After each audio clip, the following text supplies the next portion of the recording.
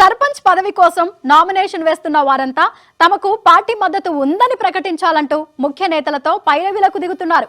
అధికార కాంగ్రెస్ పార్టీలో ఈ తాకిడి ఎక్కువగా ఉన్నట్లు తెలుస్తోంది.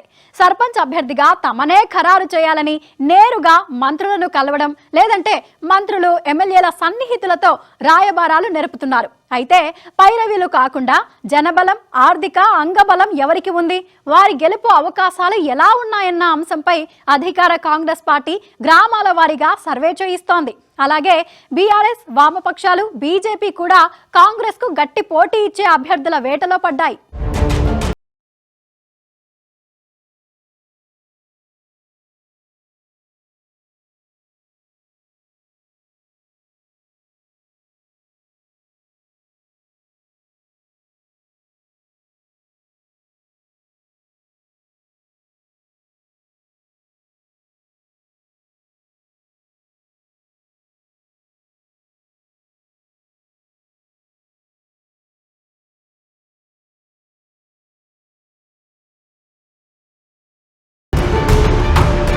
గ్రామ పంచాయతీ ఎన్నికల్లో భాగంగా సర్పంచ్ పదవి ఆశిస్తున్న ఆశావాహులు భారీ సంఖ్యలో నామినేషన్లు దాఖలు చేస్తున్నారు.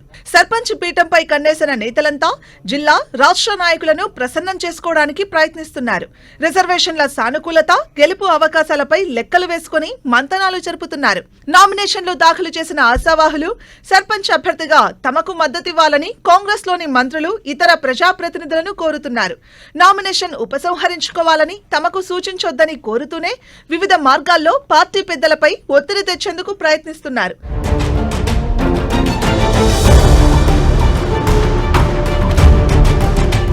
రెండో, మూడో విడతల్లో జరిగే పంచాయతీల్లోనూ ముందస్తుగా ఒప్పందం చేసుకుని ఒక్కరే బరిలో నిలిచేలా ప్రయత్నాలు చేస్తున్నారు. అవసరమైతే ఏకగ్రీవం, లేదంటే బరిలో దిగేందుకు ఒప్పందాలు కుదుర్చుకుంటున్నారు. కొన్ని పార్టీల నాయకులు వామపక్షాల పొత్తుల కోసం తాపత్రయపడుతున్నారు. స్థానిక సంస్థల ఎన్నికల్లో మొదట సర్పంచులు, వార్డు సభ్యులుగా గెలిచి ఉప సర్పంచులుగా అవకాశం దక్కించుకోవాలని చాలా మంది ఆరాటపడుతున్నారు. ఓడితే ఎంపీటీసీ, జెడ్పీటీసీ ఎన్నికలు, సహకార సంఘాల ఎన్నికల్లో అదృష్టం పరీక్షించుకోవాలని భావిస్తున్నారు.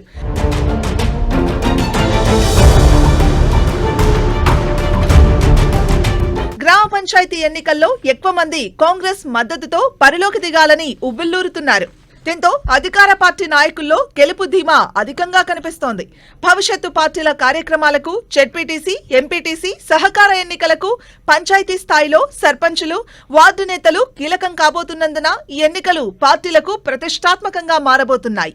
మరోవైపు నామినేషన్లు దాఖలు చేసిన అభ్యర్థుల వడపోతకు కాంగ్రెస్ శ్రీకారం చుట్టింది. బరిలో నిలిచేందుకు ఎవరు అర్హులనే అంశంపై ఆరా తీస్తోంది. మిగతా పార్టీలు కూడా బలమైన అభ్యర్థులను పోటీలో ఉంచేలా కసరత్తు చేస్తున్నట్లు తెలుస్తోంది.